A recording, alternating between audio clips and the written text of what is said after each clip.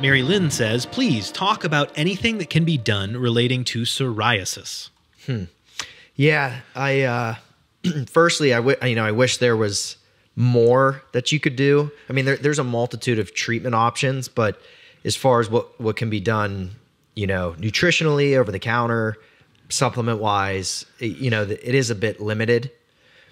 So depending on which form of psoriasis that she has, there's a few different ways that, dermatologists break that up, which is, I would say, beyond the scope of this question. But depending on severity, whether it's localized or generalized, sure, on the body, yeah, will guide treatment. You're most likely going to have to use topical steroids of some form, whether a spray, a foam, a gel, a cream, similar to the antifungals. There's different forms that might lend themselves to, a better outcome for a given individual. So steroids, they're going to potentially use some of the vitamin D analogs, which would be calcipotriene, which is a big one. We see that a lot in the pharmacy. So oftentimes they'll use that in combination or alone, depending on how the steroid work, with or without it. Right. Topical retinoids, Tazorac is a big one that's used. Another topical. So as you can see, the theme is you want to try as many topical agents as you can first before jumping to oral corticosteroids, or now they're using biologic medications to treat different forms of psoriasis. So like Humira and that whole class of meds, like the disease modifying agents. In addition to some of the topicals I mentioned, you can get some salicylic acid over the counter to use as well. There's prescription strengths. Coal tar is another big one. We compound that for a handful of people that still seemingly works very well.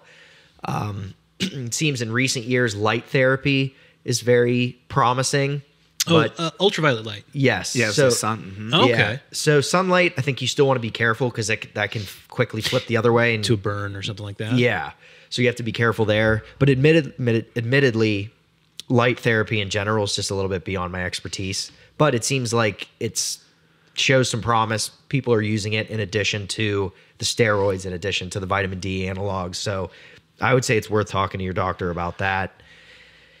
We talked a little bit about the injectable medications like the Humira, the Enbrel, those big ones. Yeah. Those are typically limited for or reserved for, more extreme cases. Methotrexate's another big one. And then alternatively, beyond like a CeraVe product or something containing some aloe vera, there's not a whole lot you can do. There was a lot of stock put into omega-3 fatty acid use, which is not a bad idea to try, but I think that's controversial at best as far as how well it can work. But I think if she's tried everything and she hasn't done omegas, then there's obviously some benefits there, especially if she's not eating a diet rich in omega-3s. She could definitely do that. So okay, all in addition to if she's already doing the corticosteroids and the the other creams. But definitely talk to your doctor about that one. Yes. And unfortunately, it's like we don't even really know what causes it either. Yeah. There's an autoimmune component, another one of those very nebulously defined, yes. Yeah. Wow. All right.